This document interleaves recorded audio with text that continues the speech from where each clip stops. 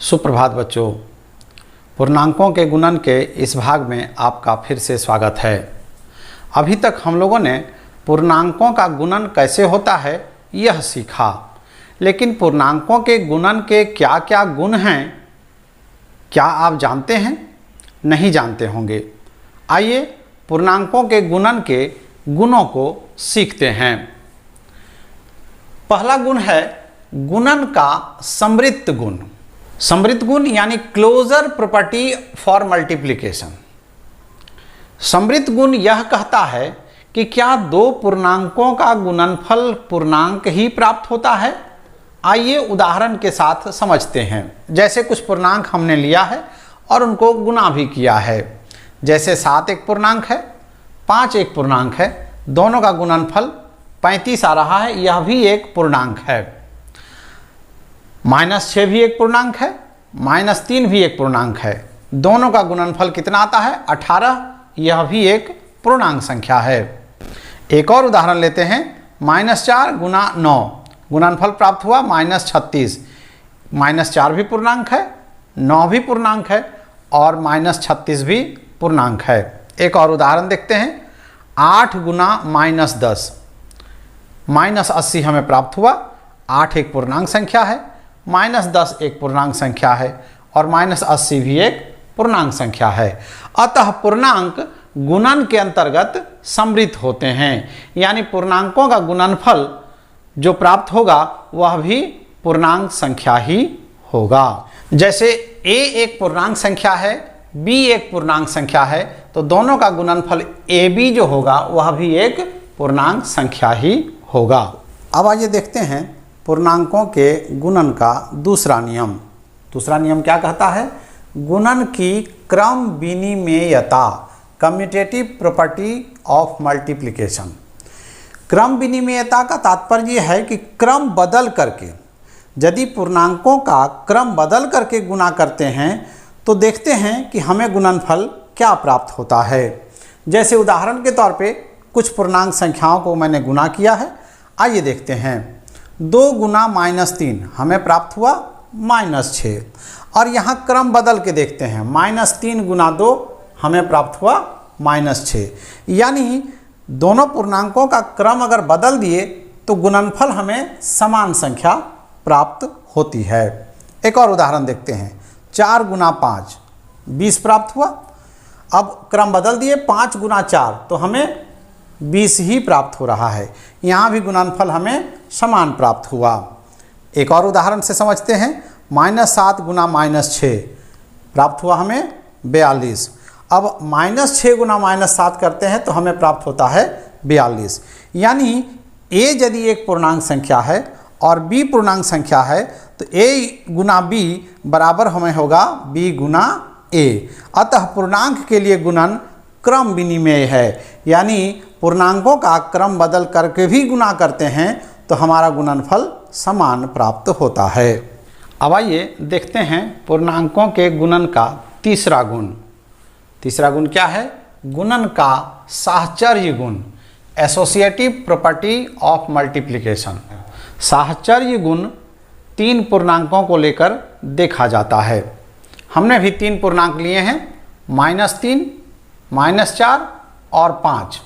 अब इन तीनों पूर्णांकों को किस तरह से गुणा करते हैं आइए देखते हैं। -3 और -4 को एक साथ लिए हैं ब्रैकेट में और फिर गुणा किए हैं 5 से, तो -3 गुना -4 हमारा गुणनफल होगा 12। फिर उसको 5 से गुणा करेंगे, गुणनफल हमें प्राप्त हुआ 60। अब जो पेयर लिए हैं उसको हम अलग करते हैं। अब 3 को अलग कर दिए, -4 और 5 को एक साथ लिए हैं ब्रैकेट में।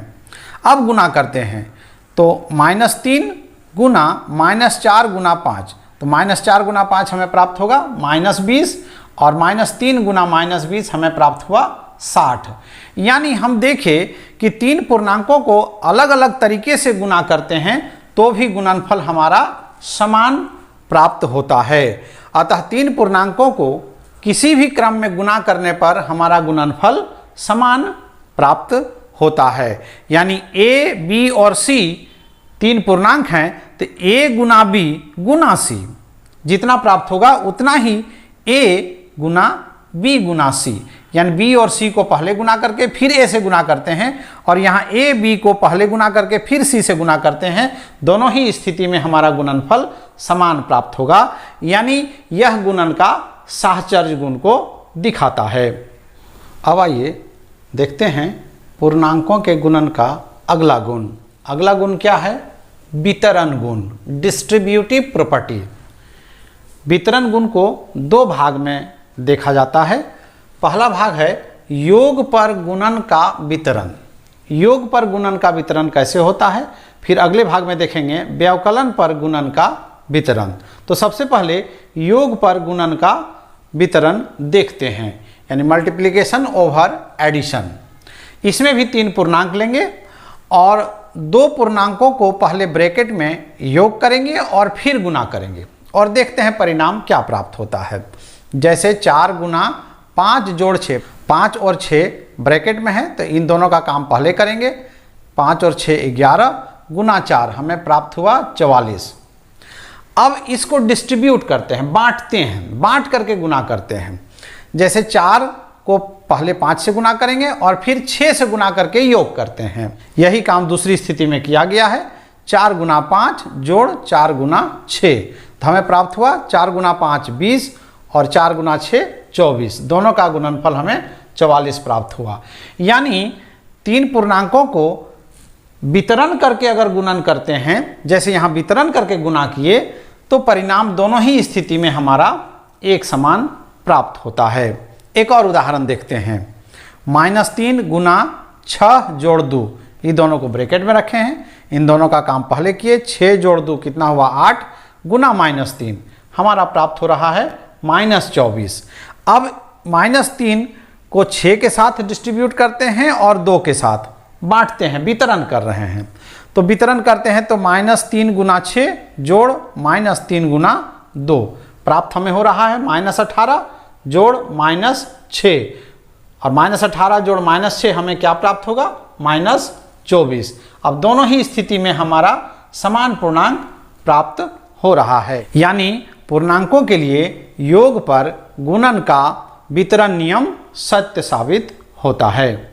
अब आइए वितरण गुण का दूसरा भाग देखते हैं। दूसरा भाग है व्यवकलन पर गुणन का वितरण, मल्टीप्लिकेशन ओवर सब्ट्रैक्शन। आइए देखते हैं उदाहरण के साथ। 3 गुना 5 माइनस 2, ये दोनों ब्रैकेट में हैं।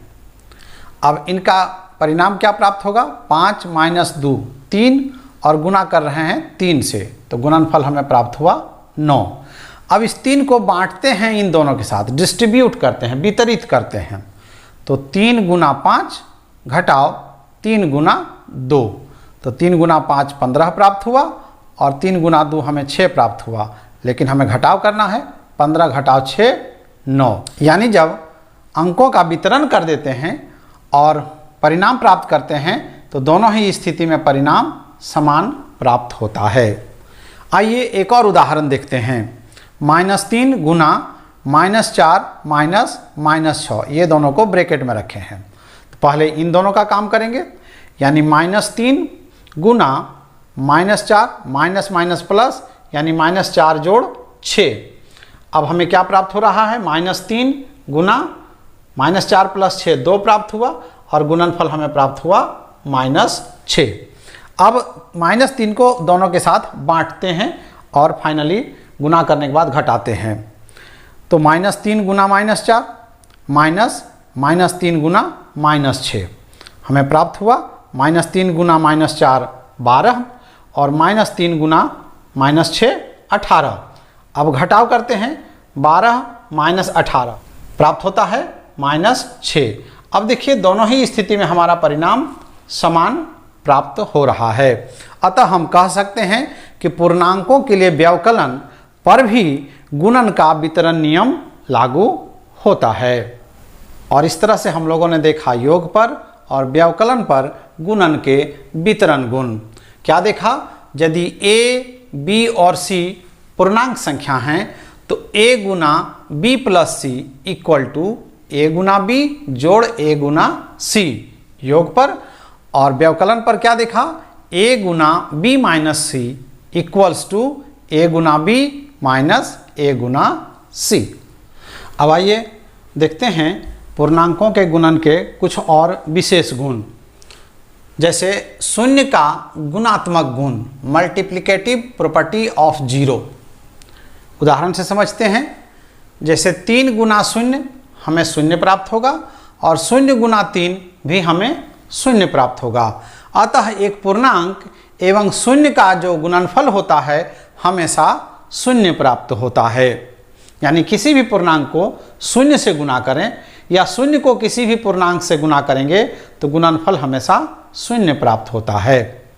एक और गुण देखते हैं, गुणात्मक तत्समक, मल्टीप्लिकेटिव आइडेंटिटी। ये क्या कहता है कि जब किसी पूर्णांक को 1 से गुणा करते हैं या 1 को किसी पूर्णांक संख्या से गुणा करते हैं तो गुणनफल हमें वही पूर्णांक प्राप्त होता है।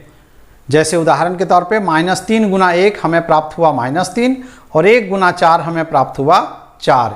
यानी 1 से किसी भी पूर्णांक संख्या को गुणा कीजिए या 1 को किसी पूर्णांक से गुणा करेंगे तो हमें गुणनफल वही पूर्णांक संख्या प्राप्त होता है। तो इस तरह से हम लोगों ने पूर्णांकों के गुणन के विभिन्न नियमों को सीखा।